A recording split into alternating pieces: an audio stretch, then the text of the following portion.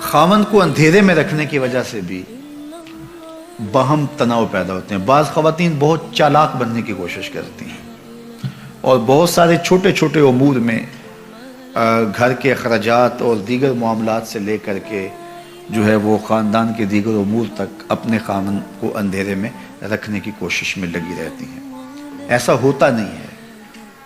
کچھ خاوند ایسے ہوتے ہیں جو ان کو کسی چیز کی سمجھ نہیں آتی ہے، لیکن عمومی طور پہ اکٹھے رہتے ہوئے یہ بات سمجھ میں آتی ہے. تو بعض تو کہتے ہیں کوئی بات نہیں، یہ ہوتا ہے، لیکن بعض کے اندر طبع کی سختی اتنی ہوتی ہے کہ اس کو پھر گوارا نہیں کر پاتے، اور پھر عورت اس عادت سے مجبور ہو کر پھر دوبارہ اسی کام پہ آتی ہے، اور پھر آہستہ آہستہ یہ اختلاف بڑھ جاتے ہیں اور کس دن طلاق تک بھی نوبت پہنچ جاتی ہے.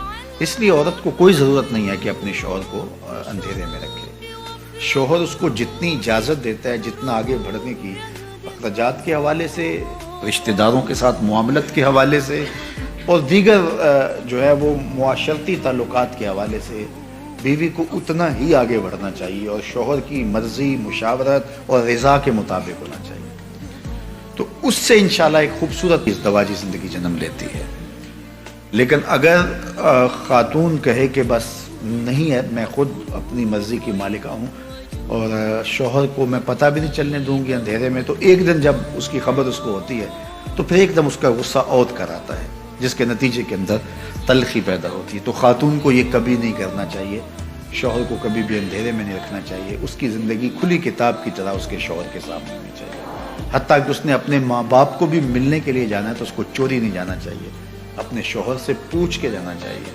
اور اگر وہ اجازت نہیں دیتا تو اس کے لیے بھی شریعت نے ضابطہ دیا ہے کہ ایک مدت اس کی مقرر کی ہے، اور اس میں بھی سسرال کے حالات کی مطابقت میں کہا ہے کہ جو ہے وہ جا سکتی ہے، لیکن وہ شام تک گھر پلٹ آئے گی. اگر وہ اس صورت میں ہے کہ شوہر بہت ظالم ہے، وہ جانے نہیں دیتا، تو ظاہر ہے کہ قطع تعلقی تو نہیں ہوگی، تو وہ ایک مخصوص مدت کے بعد جو ہے وہ جا سکتی ہے، لیکن شام کو پلٹ آئے گی. لیکن عمومی طور پہ ایسے ظالم شوہر تو کم ہی ہوتے ہیں، عمومی طور پہ تو جانے دیتے ہیں، تو ان کی اجازت کے بغیر. اب اگر کسی وجہ سے وہ کبھی روک دیں، بعض حالات ایسے ہوتے ہیں معروضی حالات، تو پھر بیوی کو رک جانا ہی اس کے لیے عافیت ہوتی ہے. آج کل تو دیگر ذرائع سے حال احوال جو ہے وہ میکے کے معلوم ہوتے رہتے ہیں.